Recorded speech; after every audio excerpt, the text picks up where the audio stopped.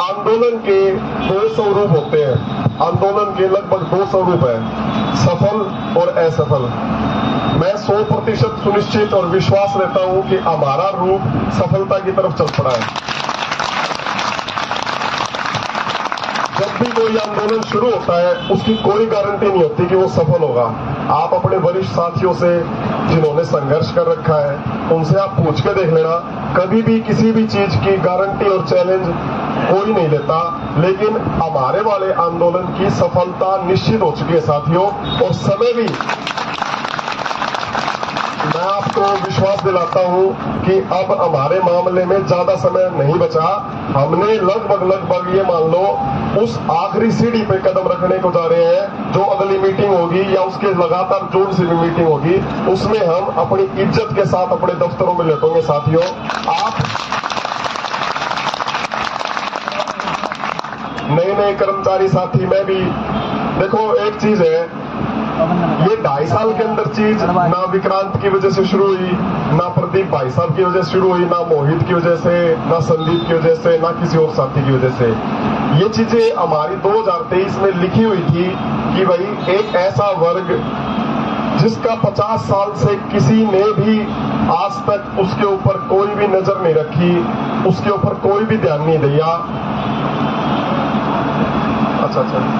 अच्छा, आप बोल रहे थे, उसके ऊपर कभी भी किसी ने कोई नहीं ध्यान दिया।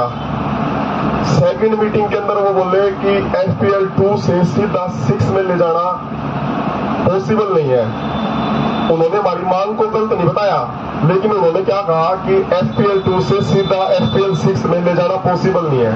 कल आपने एक लेटर देखा प्रोजेक्ट ऑफिस का, लेवल 7 से लेवल 11 पे सीधा लेंगे, वो कैसे पॉसिबल होगा सरकार का? क्या उस समय सरकार के ऊपर बजट की बात नहीं करी? एक बात बहुत अच्छी बात है साथियों कि सरकार हमारी मांग को गलत नहीं कह रही, वो अपने ये दावे प्रस्तुत कर रही है कि हमारे पास बजट की दिक्कत है, या फिर आपकी मांग के पश्चात इतने पुलिसकर्मी जो साथी हैं उनकी हमें चीजें बढ़ानी पड़ेगी, या ग्रुप सी के अंदर जो इस स्तर के अंदर पोस्ट के अंदर है उनकी बढ़ानी पड़ेगी।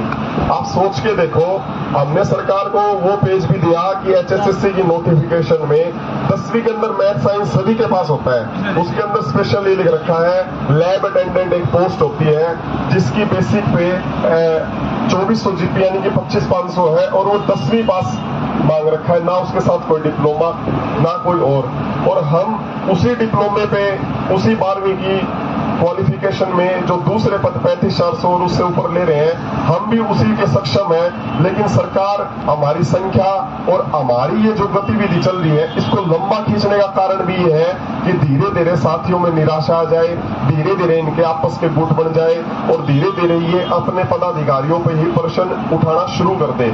सबसे बड़ी नीति उनकी यही है, लेकिन सरकार की वो सारी की सारी नीतियां विफल होगी जब उन्होंने देखा कि नो वर्क नो पे के लेटर के पश्चात भी, धारा 144 के पश्चात भी इनका जज्बा टस से मस नहीं हुआ। और सबसे बड़ी जीत हमारी यही है साथियों कि आपने जो परिवार बनाया है इसको संभाल के रखना। मैं बड़ाई नहीं कर रहा CAWS की, आपके संगठन की बड़ाई नहीं कर रहा, लेकिन आप अपने वरिष्ठ साथियों से पूछ के देखना कि कभी भी ऐसा भाईचारा, कभी भी एक साथ इतनी शांति से, इतनी एकता से और इतनी सद्भावना से कभी इकट्ठा नहीं हुआ था। इसलिए आप जो दादरी में इकट्ठी कर रहे हो, ये एक ऐसी याद इकट्ठी कर रहे हो कि भविष्य में आने वाली कोई भी कर्मचारी होगा इस वर्ग का, वो आपको हमेशा याद रखेगा साथियों, और इस चीज का आप हमेशा के लिए जिंदा जागता सबूत बनने जाने लग रहे हो। मेरे से बहुत सारे वरिष्ठ साथी भी यहाँ पर बैठे हुए हैं, बाबूजी भी बैठे हुए, मैं सामने देख रहा हूँ। मुझे पद दे दिया, लेकिन इस सारे पद की जिम्मेवारी निभाने कौन लग रहा है? जैसे भाई चाय पिलाने लग रहा है, कोई टेंट का इंतजाम कर रहा है, कोई रात को इन गद्दों को इकट्ठा कर रहा है। असली दायित्व है और असली इस मुहिम की जो मजबूत जड़ें हैं ये वही साथी हैं जो अपने अपनी जिम्मेवारियों से काम निभा रहे हैं।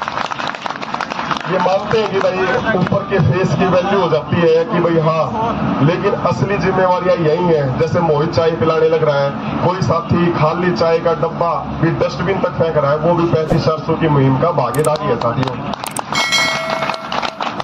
मैं आपसे विश्वास दिलाता हूं, कोई भी निर्णय होगा वो ईमानदारी के साथ आपके समक्ष होगा।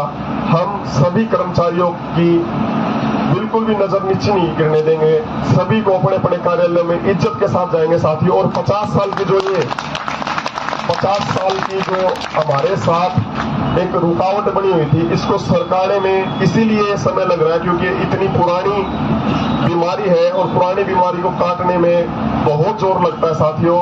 और आपके सारे पदाधिकारी बहुत ही ईमानदारी के साथ लगे हुए हैं और इतनी लगन से। देखो हमारे सामने चैलेंजेस बहुत आ गए, हमारे सामने इतनी सारी चुनौतियां रही, पहले बारिश की, फिर बाढ़ की, और अभी हाल फिलहाल जो मीटिंग कंटिन्यू चल रही थी उसके अंदर ये सांप्रदायिक चीजें नुह मेवात और साउथ के अपने डिस्ट्रिक्टों में होगी। इन चीजों के कारण हमारी चीजें स्थगित होगी, वरना हम कंटिन्यू मीटिंग के दौर के अंदर आ चुके थे। और अभी भी कल परसों में मेरे को लग रहा है कि कल परसों तक मीटिंग हो जाएगी साथियों, और आपकी जीत सुनिश्चित है। आपको एक चीज और याद रखनी है साथियों कि ये संगठन केवल 35-400 के लिए नहीं बना। पहली मांग हमने 35-400 जरूर रखी है, लेकिन आगे आने वाली कर्मचारियों की जितनी भी समस्याएं हैं उन सभी समस्याओं को सुलझाने का काम आप सभी साथियों के द्वारा होगा। क्योंकि ये जो पद है ये कोई अमर पद नहीं है कि विक्रांत को मिल गया तो विक्रांत के पास रहेगा, प्रदीप जी को मिल गया तो प्रदीप जी के पास रहेगा। आने वाले समय में आप ही